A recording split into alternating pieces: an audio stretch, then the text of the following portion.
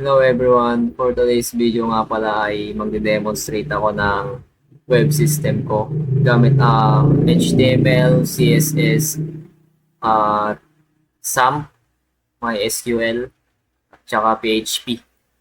So, let's start guys. So, next, punta na tayo sa ano ko, sa system ko. So, ito nga pala yung system ko guys.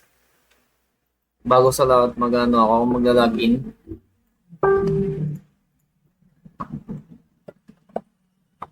Yan. So, dito na tayo sa profile. Yan. So, dito yung profile ko. Malagay dito yung pangalan ko, full name, username, email, contact, at member, since. Kung ano. Yun lang. Dito na tayo sa homepage. Ayan. Ito lang naman yung homepage ko. Tapos, dito tayo sa about. Yun lang naman yung ano ko. Dito tayo sa contact information. Dito hindi pa to gumagana eh. Dito naman hindi ko pa rin to napapagana. Dito naman tayo sa resume.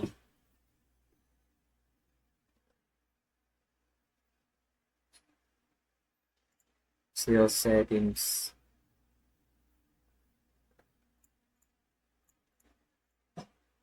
May Spanish ko.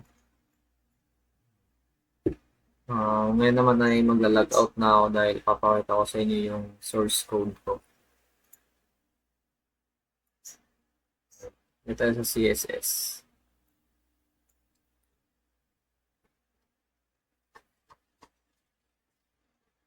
Marami-rami ito eh. Shortcut lang natin. Yung settings. Sample. Resume ko. Ngayon. Out. Log in. Index. Homepage. Dashboard. Contact. Config. About. Yan. Yan lang naman yung video. So, thank you for watching guys.